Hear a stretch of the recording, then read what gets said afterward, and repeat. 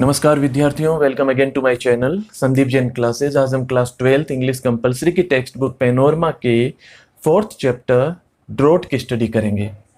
ये एक short story है और prominent Bengali novelist and short story writer Sharat Chandra Chatterjee द्वारा रचित है। इस कहानी में the writer has drawn a graphic picture of drought. लेखक ने सूखे का एक सजीव चित्रण किया है और भारत के बहुत सारे भागों में अक्सर और राजस्थान में प्रायकर ये एक नेचुरल कैलेमिटी के रूप में, प्राकृतिक आपदा के रूप में हम इसे महसूस करते रहते हैं। And in the present story Gafur the main character is under stress. इस कहानी में हम देखेंगे कि इस कहानी का मुख्य पात्र गफूर है और वो तनाव में है। किस कारण से वो तनाव में है हम इस कहानी में पढ़ेंगे। The writer has successfully depicted social and psychological aspects of human nature under stress। और कहानी में हम देखेंगे कि तनाव के समय मानव के स्वभाव के सामाजिक और मनोवैज्ञानिक पहलू में क्या परिवर्तन आ जाते हैं। इसका लेखक ने सफलतापूर्वक यहाँ पे प्रस्तुतिकरण किया है। तो आइए हम इस कहानी को हिंदी में समझने का प्रयत्न करते हैं। The village was called Kashipur. गांव को काशीपुर कहा जाता था, यानी यह कहानी काशीपुर नाम के गांव की है। It was a small village, it's जमींदार वॉज स्मॉलर स्टिल। छोटा सा गांव था, इसका जमींदार और भी छोटा था। यहाँ और भी छोटा जमींदार को कहने का लेखक का तात्पर्य है कि वो संकीर्ण मना था, उसका दिमाग संकीर्ण था, सोच संकीर्ण थी। Yet his tenants dare not stand up to him. और फिर भी उसके जो टेनेंट्स थे यानी काश्तकार, जो जमींदार की ज़मीन के ऊपर काश्त करते थे और उसकी एवज में उन्हें कुछ हिस्सा मिलता था, उन्हें काश्तकार कहा जाता था। तो उसके काश्तकार जो थे वो उसके सामने खड़े होने की हिम्मत नहीं करते थे। ही वॉज सो रूथलेस, और वो इतना निर्दयी था, दयाविहीन था। It was the birthday of his youngest son. ये उसके सबसे छोटे लड़के का जन्मदिन था। यानी ये कहानी उस दिन शुरू होती है जिस दिन उसके सबसे छोटे लड़के का जन्मदिन था। इट वॉज नून, और मध्याह्न का समय था। Tarak Ratna the priest was on his way home from the landlord's house where he had been offering prayers. Tarak Ratna उस गांव का पुजारी, प्रिस्ट का मतलब पुजारी। तारक रत्न जो उस गांव का पुजारी था, वो जमींदार के घर से अपने घर की तरफ जा रहा था। जमींदार के घर वो क्यों गया था? He had been offering prayers। वहाँ पे वो आज पूजा पाठ कर रहा था। आज पूजा पाठ करने के लिए गया था क्योंकि जमींदार के छोटे लड़के का जन्मदिन था। It was nearing the end of May, but not a patch of cloud could be seen in the sky। और मई का अंतिम समय चल रहा था, यानी मई माह समाप्त होने को था, लेकिन आसमान में बादल का एक टुकड़ा भी नजर नहीं आता था। Not a patch of cloud. The rainless firmament poured fire. और जो रेनलेस फर्मामेंट यानी वर्षा विहीन आकाश, वो क्या उगल रहा था? फायर। पोर्ड फायर मतलब फायर की बारिश कर रहा था, वहां से आग की वर्षा हो रही थी, यानी अत्यंत भीषण गर्मी पड़ रही थी। The field in front stretching out to the horizon had broken up into tens of thousands of fissures in the burning blaze, and it looked as though the lifeblood of Mother Earth was unceasingly flowing out through them as smoke। देखिए बड़ी line है। The field in front, सामने के जो खेत फैले हुए थे। Stretching out to the horizon, सामने खेत नजर आ रहे थे और ऐसा नजर आ रहा था कि वह होरिजन तक फैले हुए थे, यानी क्षितिज तक, जहाँ धरती और आसमान मिलते हुए प्रतीत होते हैं, वहाँ तक ये खेत दूर दूर तक फैले हुए प्रतीत होते थे। Had broken up into tens of thousands of fissures in the burning blaze। और इस बर्निंग ब्लेज के अंदर, और जिसको हम कहते हैं दहकती गर्मी के अंदर, ऐसा लगता था कि दूर दूर तक पूरी जमीन में दरारें पड़ गई हैं। फिशर्स का मतलब दरारें, हजारों की संख्या में पूरी जमीन में सूखे के कारण दरारें पड़ गई थी, गर्मी के कारण दरारें पड़ गई थी। And it looked as though the life blood of mother earth was unceasingly flowing out through them as smoke. और ऐसा प्रतीत होता था, ऐसा लग रहा था मानो धरती माँ का जीवन रक्त, लाइफ ब्लड जो है वो उसमें से होकर धुएं के रूप में लगातार बाहर निकल रहा था। तो बड़ा एक यहाँ लेखक ने और इसको डिपिक्ट किया है, उस समय की स्थिति का वर्णन किया है। If one glazed long at its rising flame like sinus movement, और यदि कोई ये ऊपर उठती हुई जो लहराती हुई ज्वाला सी जो है, इसको कई देर तक अगर वो देखता रहे, it left him as it were dazed with drunkenness, तो ऐसा प्रतीत होता है कि वो ऐसा हो जाएगा मानो किसी नशे में चूर हो। Eight the end of the field, खेतों के अंत की ओर यानी खेतों के छोर की ओर, बिसाइड द रोड, सड़क के किनारे, there stood the house of Gafur, वहाँ गफूर का मकान था। द वीवर, यानी गफूर जो था वो जुलाहे का काम करता था, Gafur the weaver. Now that the mud walls were in ruins, the courtyard touched the public highway, and the inner privacy was thrown on the mercy of the passerby. Gafur के मकान का जो बाहरी जो बाउंड्री थी, वहाँ की जो दीवारें थी, जो मड वॉल्स थी यानी मिट्टी की जो दीवारें थी, वो ruins हो गई यानी खत्म हो गई, खंडहर में हो गई। The courtyard touch the public highway, और उसके घर का जो आंगन था, कोर्टयार्ड जो था, वो बाहर जो आम रास्ता था उसको टच करने लग गया था। यानी आम रास्ते को और उसके घर के आंगन को अलग करने वाली जो दीवारें थी वो जीर्ण शीर्ण हो गई थी, समाप्त हो गई थी।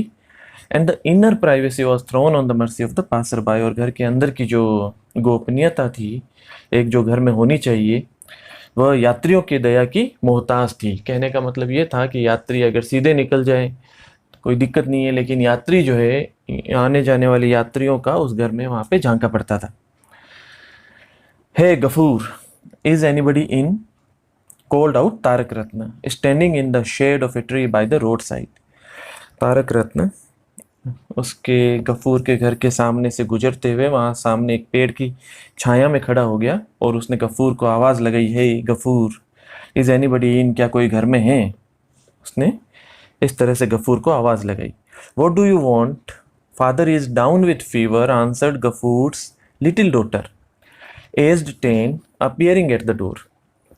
गफूर की 10 वर्ष की लड़की जो उस समय दरवाजे पर प्रकट हुई, यानी दरवाजे पर वो आई, और उसने उत्तर देते हुए कहा कि आप क्या चाहते हैं? मेरे पिताजी जो हैं वो बुखार से पीड़ित हैं, और ज़्यादा पीड़ित हैं।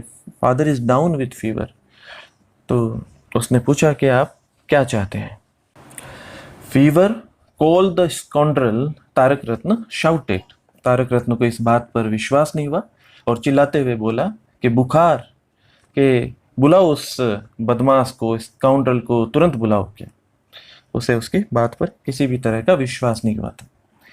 The noise brought Gafur out, और आवाज़ सुनकर गफूर बाहर आ गया।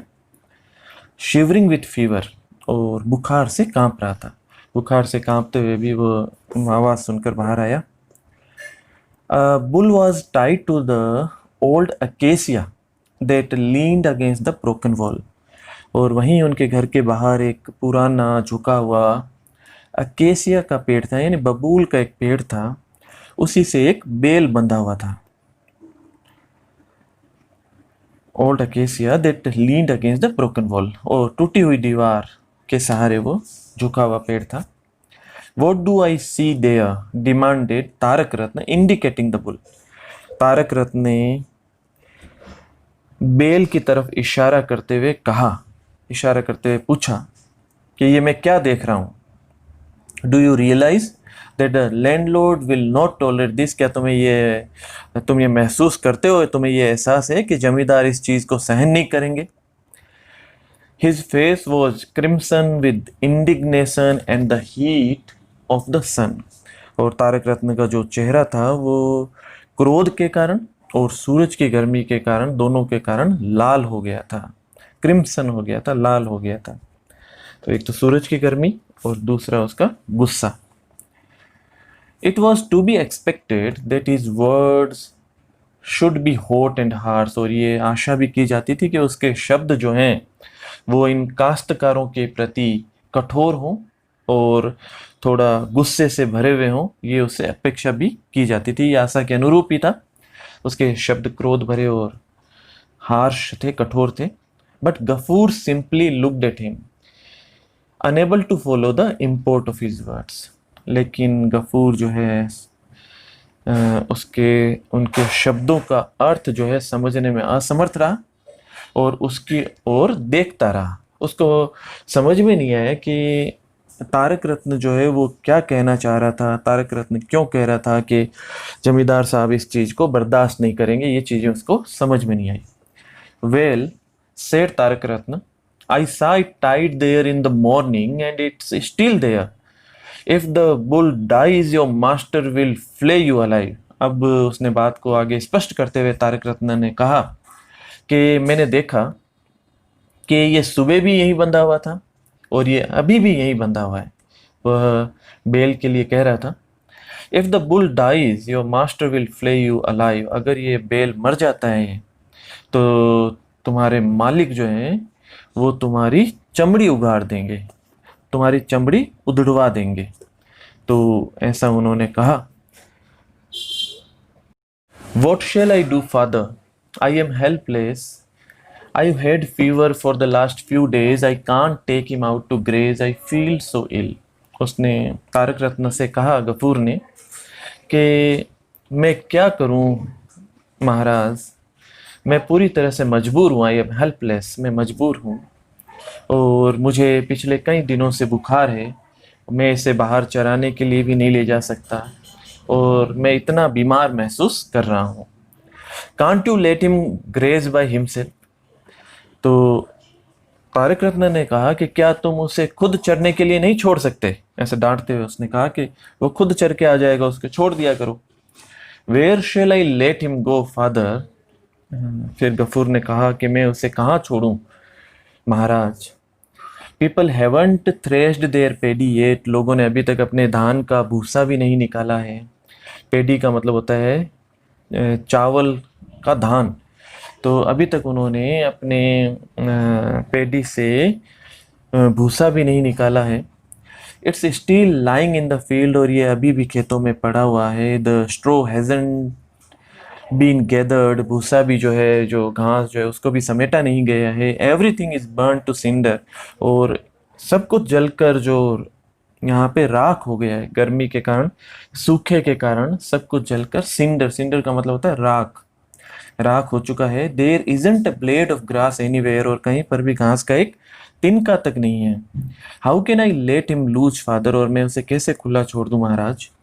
He might start poking his nose into somebody's paddy or eating somebody's straw.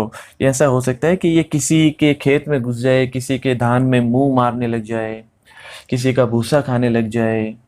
तो सारा जो ब्लेम है वो गफूर पर आ सकता है। तो उसने स्पष्टीकरण देते हुए तारक रत्न को कहा।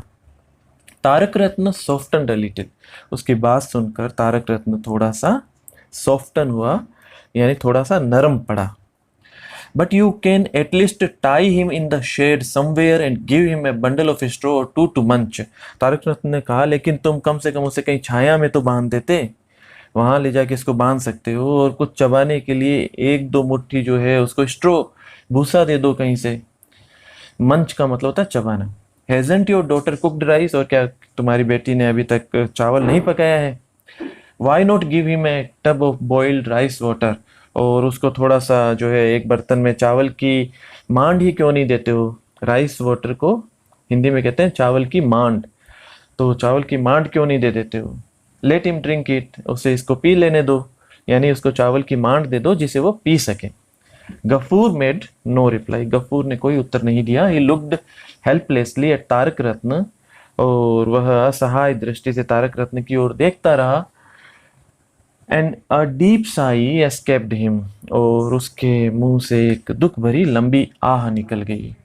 यानी इसके पीछे भी कि वो इसको ये सब स्ट्रो क्यों नहीं दे पा रहा था, भूसा क्यों नहीं दे पा रहा था, चावल की मांड क्यों नहीं दे पा रहा था, इसके पीछे भी उसकी मजबूरी थी और उसके कारण उसकी एक दुख भरी आह निकल गई। I see you haven't even got that much. और तारक रत्न ने कहा कि मैं समझ गया हूँ कि तुम्हारे पास में इतना भी नहीं है। What have you done with your share of straw, तुमने अपने हिस्से की घास का क्या किया? I suppose you have gone and sold it to satisfy your belly, और मैं ऐसा मानता हूँ कि तुमने उसको ले जाकर और कहीं बेच दिया अपना पेट भरने के लिए, यानी इस गरीब जानवर के पेट को भरने की अपेक्षा अपना खुद का पेट भरने के लिए इसकी घास भी तुमने कहीं ले जाकर बेच दी। Not saved even one bundle for the bull, और बेल के लिए एक गट्ठर भी बचाकर नहीं रखा। हाउ केयरलेस यू आर, तुम कितने कठोर हो गए हो। At this cruel accusation Gafur seem to lose the power of speech, और यह जो क्रूर आरोप गफूर पर लगा अपने बेल को घास न खिलाने का, तो गफूर की जो बोलने की शक्ति थी, speech of power, power of speech जो थी, वो भी ऐसा प्रतीत हुआ कि वो समाप्त हो गई। This year I was to have received my share of straw, said Gafur slowly after a moment of hesitation. और थोड़ी देर हिचकिचाहट के बाद में गफूर ने कहा कि इस साल मुझे मेरे हिस्से का घास भी मिलने वाला था।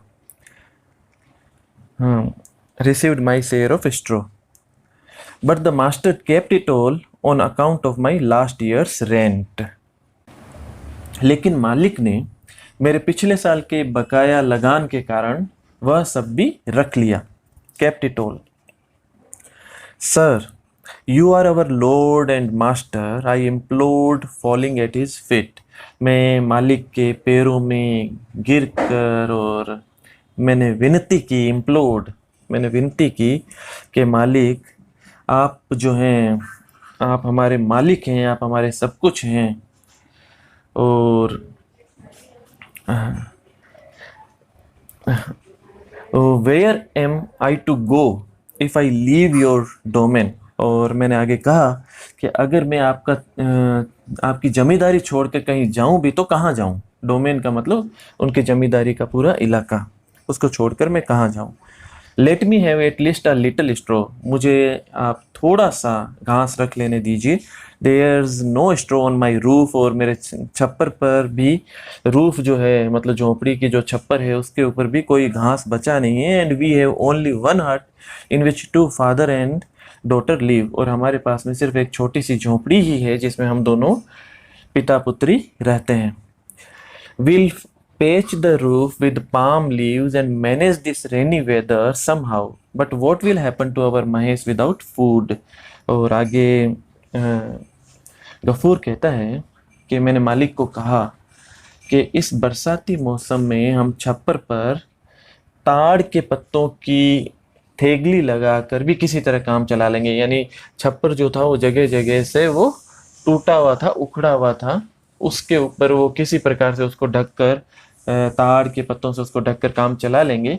लेकिन वो उसने आगे कहा कि बिना दाना पानी के हमारे महेश का क्या होगा, यानी उसके बेल का क्या होगा। यहाँ बेल का नाम महेश है।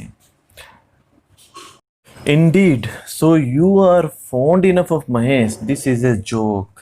तारक रत्न ने उसको डांटते हुए कहा कि अच्छा, सचमुच तो तुम्हें महेश से इतना प्रेम है, ये तो एक मजाक है। दिस इज ए जोक, ये मजाक कर रहे हो कि तुम। But his sarcasm did not reach Gafur, लेकिन उसका ये जो सरकाज्म था, व्यंग्य था, गफूर तक नहीं पहुंचा, यानी उसको समझ में नहीं आया। But the master took no pity on me, वो आगे कहता है लेकिन मालिक ने मुझ पर थोड़ी सी भी दया नहीं की। He went on, he gave me paddy to last only 2 months। Gafur ने आगे कहा कि उसने मुझे सिर्फ इतना धान दिया जो सिर्फ 2 महीने चल सकता था। My share of straw was added to his own stock, और मेरे हिस्से का जो स्ट्रो था, घास था, वो उनके ढेर में लगा दिया गया। Mahesh didn't have even a wisp of it, और महेश को उसका एक तिनका भी नहीं मिला। विस्प का मतलब होता है तिनका। Well don't you owe him money, said Tarak Ratna unmoved. Tarak Ratna जो है वो बिल्कुल भी द्रवित नहीं हुआ, भावुक नहीं हुआ। उसने कहा तो क्या तुम उनके देनदार नहीं हो? क्या तुम मालिक जो है वो तुमसे नहीं मांगते थे? मालिक का बकाया तुम्हारे ऊपर नहीं था? Why shouldn't you have to pay, और तुम्हें क्यों भुगतान नहीं करना चाहिए था? तुम्हें करना ही था। Do you expect the landlord to support you, क्या तुम आशा रखते हो कि जमींदार जो है फिर भी तुम्हारा सहयोग करेंगे? But what am I to pay with him. आगे गफूर ने कहा कि लेकिन मैं किस प्रकार से उनका कर्ज चुकाऊं, कैसे चुकाऊं। We till 4 bighas of land for him, और हम उनकी 4 बीघा ज़मीन जोतते हैं, यानी जमींदार साहब की 4 बीघा ज़मीन हमारे पास जोतने के लिए है। But the paddy has dried up in the fields during the drought in the last 2 years, और पिछले 2 साल लगातार सूखा पड़ने से धान जो है वो खेत में ही सूख गया, यानी खेतों में कुछ भी पैदावार नहीं हुई।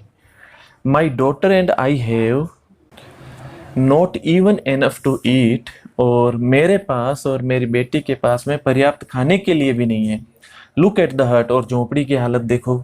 वेन इट रेन्स, जब बारिश होती है, I spend the night with my daughter huddled in one corner, we can't even stretch our legs. और कि जब बारिश होती है तो हम लोग एक कोने में दुबक कर पूरी रात हमें गुजारनी पड़ती है, हम अपने पैर भी नहीं फैला सकते हैं। लुक एट महेश, और महेश को देखो, हमारे बेल को देखो। You can count his ribs, आप उसकी पसलियां गिन सकते हैं। वो कुपोषण से इतना ग्रसित हो गया है, दुबला पतला हो गया है, आप पसलियां गिन सकते हैं। Do lend me a bit of hay for him so that he can have something to eat for a day और टू, और कृपया करके आप मुझे उसके लिए थोड़ा सा भूसा उधार दे दीजिए ताकि 1-2 दिन तक उसके खाने के लिए कोई प्रबंध हो सके। And Gafur sank down on the ground at the Tarak Ratna's feet, और गफूर धरती पर तारक रत्न के चरणों में गिर पड़ा। No no, move aside, let me go home, it's getting late. Tarak Ratna made a movement as though to depart, smiling. Tarak Ratna जो है मुस्कुराते हुए और चलने की नीयत से हटते हुए कहा कि नहीं नहीं, के हटो हटो, परे हटो, मुझे घर जाने दो, देर हो रही है। Good God, he seems to brandish his horns at me. Will he hurt? He cried out with fright and anger, stepping hurriedly back from the bull. और जब उसने तारक रत्न ने बेल को ऐसे अपनी तरफ थोड़ा सा ऐसे आगे होते हुए देखा तो तारक रत्न घबरा गया और घबराते हुए कहा, हे भगवान, गुड गॉड, हे भगवान, यह तो ऐसे लगता है कि मुझे अपना सींग दिखा रहा है और ऐसा लगता है कि मुझे मारेगा। तो एकदम से वो अचानक बेल से पीछे की तरफ हटा, डर गया था, डरा हुआ था, क्रोध से चिल्लाते हुए उसने ऐसा कहा। Ghafoor staggered to his feet. He wants to eat a handful, he said, indicating the weight bundle of rice and fruit in Tarak रत्ना's hand. तो गफूर जो है लड़खड़ाता हुआ अपने पैरों पर खड़ा हुआ और गफूर कहता है कि he wants to eat a handful, वह एक मुट्ठी भर खाना चाहता है।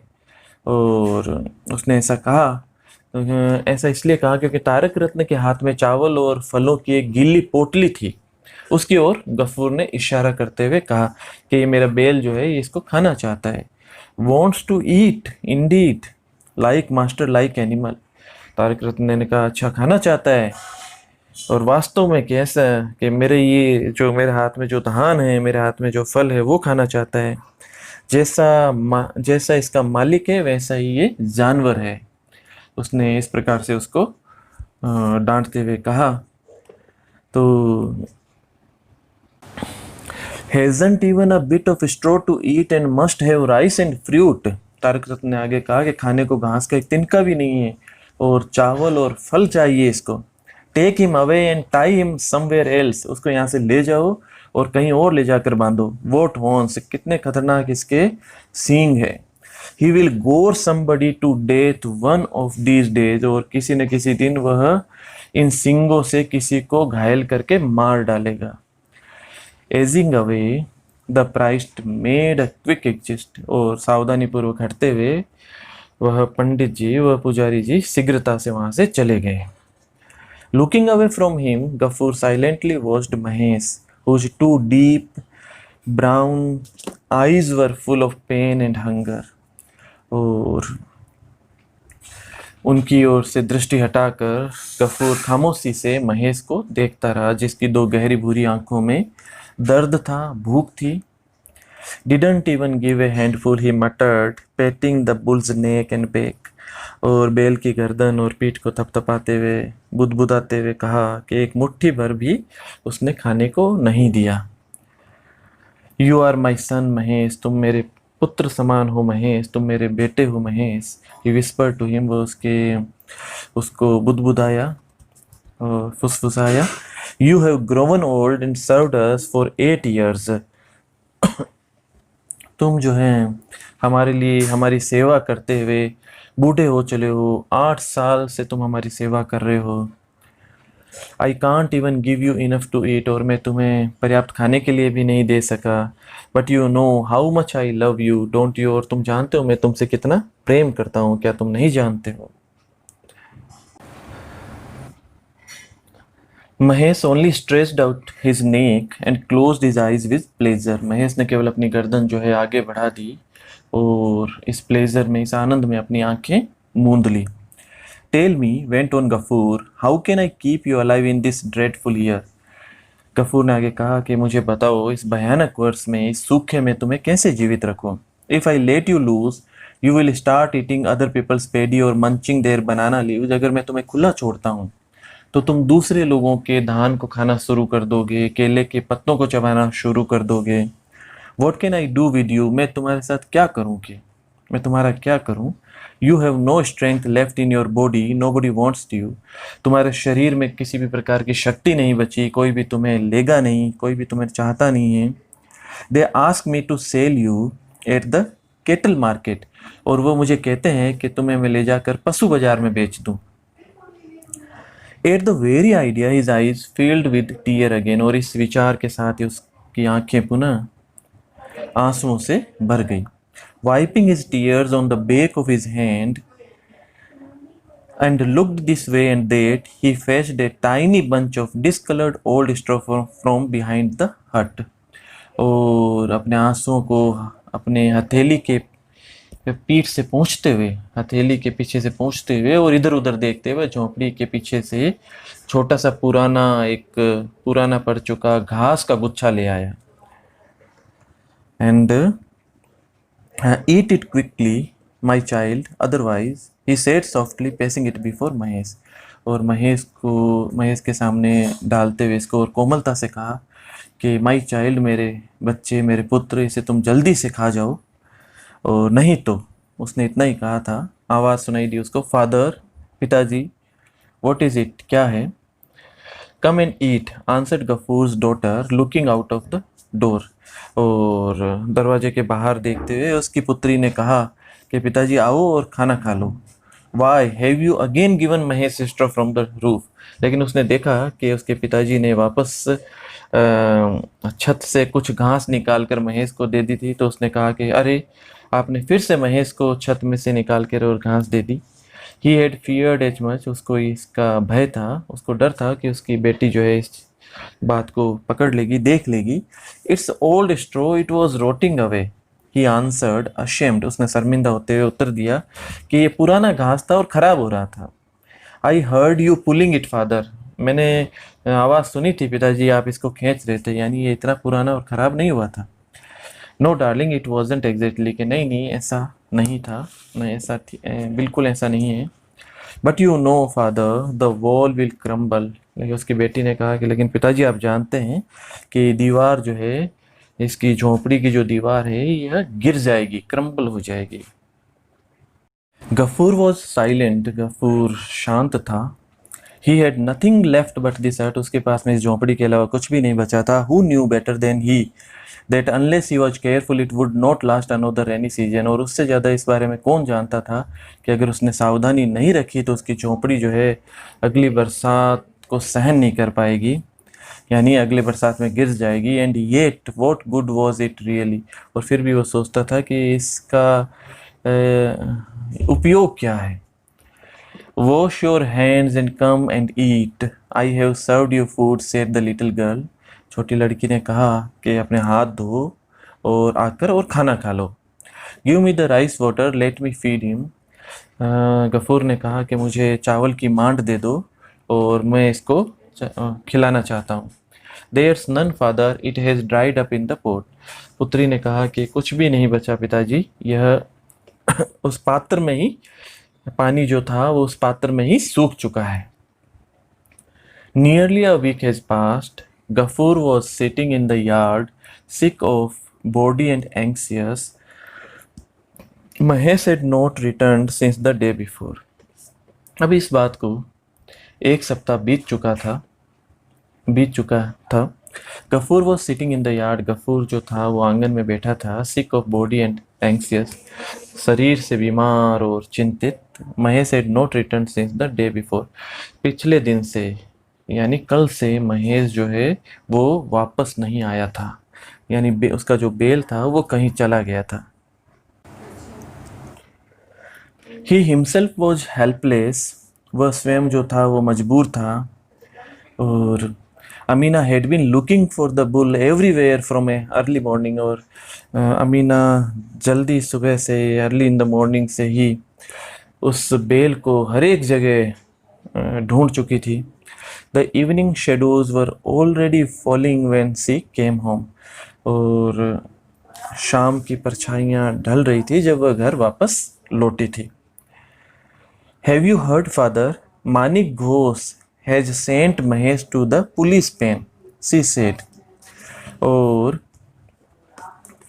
उसने आते ही अपने पिताजी से कहा कि क्या तुमने सुना बाबा कि मानिक घोष ने महेश को पुलिस पेन में भिजवा दिया है। पुलिस का बाड़ा जहाँ पे पशुओं को रखा जाता है, जिसे कांजी हाउस कहते हैं, जिसे वहाँ पे इसको भिजवा दिया है। इसके पिताजी ने कहा नॉनसेंस, के बकवास है। यस फादर इट्स ट्रू, नहीं पिताजी ये सही है। His servant said to me, उसके नौकर ने मुझसे कहा tell your father to look for the bull at Dariyapur, कि अपने पिताजी को कहना कि अपने बेल को दरियापुर में ढूंढे। व्हाट डिड ही डू, उसने क्या किया, कि मेरे बेल ने क्या किया। He entered their garden father, ये उनके बगीचे में घुस गया था पिताजी। At the end of 3 days they say the police will sell him at the cattle market, और 3 दिनों के बाद उन्होंने कहा कि पुलिस जो है इसे केटल मार्केट में या पशु बाजार में बेच देगी।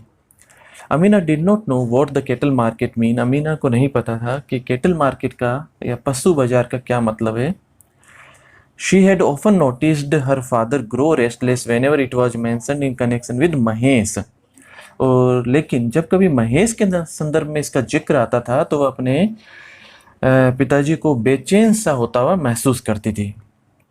But today he went out without saying another word, लेकिन आज वो बिना कुछ कहे तुरंत बाहर निकल गया। Under the cover of night Gafoor secretly came around to Bansi shop, और रात के अंधेरे में, उसके अंधेरे की आड़ में गफूर चुपचाप बंसी की दुकान पर पहुंचा। Uncle you'll have to lend me a rupee, उसने कहा कि चाचा जी आपको मुझे 1 रुपया उधार देना होगा। Said he putting down a brass plate under the seat, और थाली पर सीट पर एक पीतल की थाली रखते हुए कहा, ब्रास प्लेट। बंसी was well acquainted with this object, बंसी इस चीज से बहुत अच्छे से परिचित था, इस वस्तु से परिचित था। In the last 2 years he had lent a rupee at least 5 times on this security, और पिछले 2 वर्षों में कम से कम 5 बार वह उसकी जमानत पर उसे 1 रुपया दे चुका था। ये सिक्योरिटी वो रखता था और उसको 1 रुपया उधार दे चुका था। He made no objection today either, और आज भी उसने इस पर कोई एतराज नहीं किया।